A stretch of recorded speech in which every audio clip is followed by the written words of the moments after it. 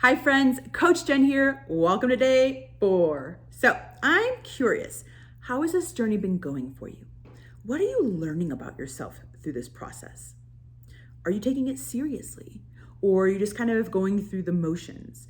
Because I really want long-term success for you here, not just 5-day success. That's why I'm doing all of these mindset videos. Really let this be a kickstart to a transformation, not just something that you're doing for 5 days. So today I want to talk about failure. And I want you to notice when I say the word failure, how do you feel? Does it bring up any feelings or emotions in your body? Does it remind you of past events or past times that you've failed at things? Do you do everything in your power not to fail at something? So you don't take risks or chances. You do things only within your comfort zone where you know you will succeed. You won't try anything outside of that. Or when it looks like you're not going to be successful on a journey, you quit. Because quitting or stopping is easier than the thought of possibly failing if you keep going. I've worked with a lot of clients who do this actually unintentionally, where they're so afraid of failing that they're going to come up with a real good excuse, a seemingly good excuse or reason why they have to stop or why it's okay to stop, because they're just so afraid of failing at the end or not being successful. Do you know Sarah Blakely? Sarah Blakely is the inventor, creator of Spanx. Ladies, I know you know who Sarah Blakely is. If you don't know who she is, you know who Spanx is. So I listened to her talk about her journey and how it was not an easy journey for her to get Spanx to be where it is today. It is a multi-billion-dollar company. She had many setbacks and challenges and failures and struggles. But she kept going and she prevailed. And now she's a gajillionaire and she takes all of her girlfriends every year to these amazing places around the world for her birthday. She tells a story about her dad that I just love.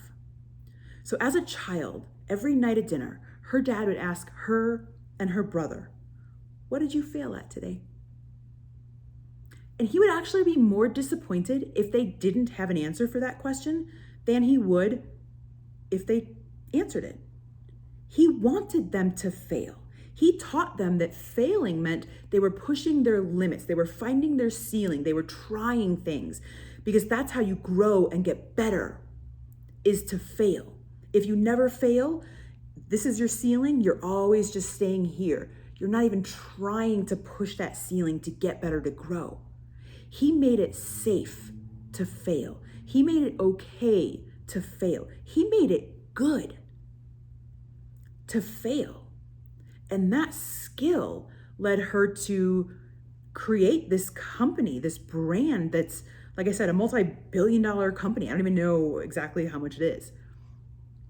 But what a great skill to teach kids, that it's okay to fail, that mommy and daddy are not going to be upset if you try and don't succeed at something. In fact, we're going to be proud of you because you tried, not putting the focus on the result. Does that sound familiar? I think we talked about that. So what does this mean for your health journey? I want you to think about the reasons why you've stopped in the past. Did it get hard? You weren't seeing results, or the results weren't fast enough? Or worse, you started gaining weight? And then mysteriously life happened and you just didn't have time to prioritize your health anymore. Is it really the time? Or did you just get scared that you're not going to succeed, that you were going to fail, and so it was easier to quit? You decided it was more pleasurable to stop than the risk of the pain if you kept going, because you associate so much pain with failing. Friends, I want you to hear something. You can fail and not be a failure. I'm going to say that again. You can fail at something, not be successful, not hit your goal, and not be a failure. It doesn't mean you are a failure. you can still learn something from your mistakes, challenges, failures that's going to help you as you continue on your journey. I want you to see failures as opportunities.